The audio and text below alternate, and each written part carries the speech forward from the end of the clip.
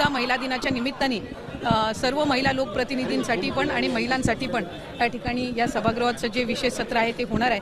पण त्याचबरोबर सगळ्यांची लाडकी योजना म्हणजे मुख्यमंत्री माझी लाडकी बहीण योजना आणि त्याच्या फेब्रुवारी महिन्याचा जो हप्ता आहे तो आम्ही 8 मार्च महिला दिन याच्या पूर्वसंध्येला त्याला अनुसरून आम्ही त्या ठिकाणी सर्व महिलांच्या थेट खात्यामध्ये उपलब्ध करून देणार आहोत आणि साधारणपणे 5-6 तारखेपासून याची प्रक्रिया पूर्ण होईल आणि सुरू होईल आणि 8 तारखेच्या आत सर्व महिलांच्या खात्यामध्ये फेब्रुवारी महिन्याचा हप्ता हा त्या ठिकाणी उपलब्ध होणार आहे। महिला दिनाच्या पूर्वसंध्येला म्हणून आम्ही त्याचं औचित्य साधून यंदाच्या वेळेला फेब्रुवारीचा महिन्याचा जो हप्ता आहे तो आमच्या सर्व लाडक्या बहिणींच्या खात्यामध्ये जमा करत आहोत।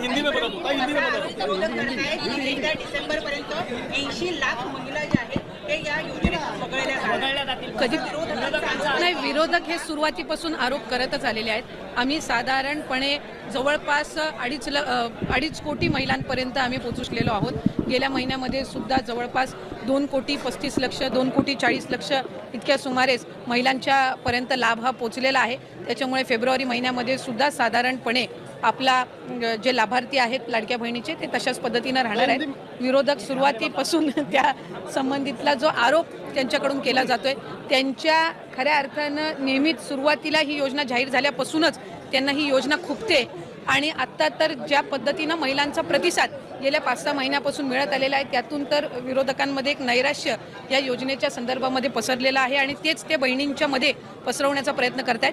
पण हे महायुतीचं सरकार सक्षम आहे। आदरणीय मुख्यमंत्री देवेंद्रजी फडणवीस साहेब, उपमुख्यमंत्री एकनाथजी शिंदे साहेब आणि उपमुख्यमंत्री अजितदादा यांच्या नेतृत्वाखालचं असणारे महायुतीचं सरकार हे लाडकी बहीण योजना अशाच पद्धतीनं पुढे सुद्धा सक्षमपणे कार्यरत आणि यशस्वीरित्या आम्ही चालू ठेवणार आहोत।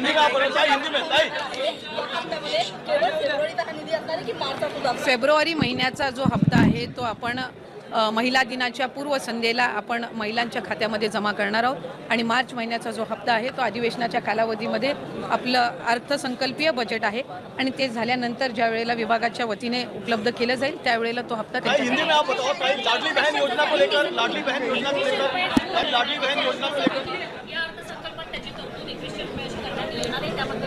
नाही, साधारणपणे त्या संदर्भातला योग्य तो निर्णय राज्याचे मुख्यमंत्री आणि दोन्ही उपमुख्यमंत्री घेतील।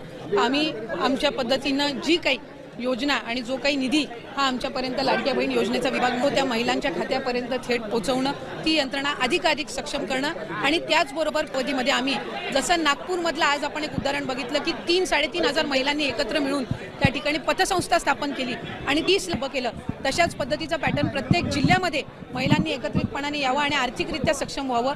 त्यामुळे त्यासाठी आम्ही अधिकाधिक विभाग म्हणून लक्ष केंद्रित करतो।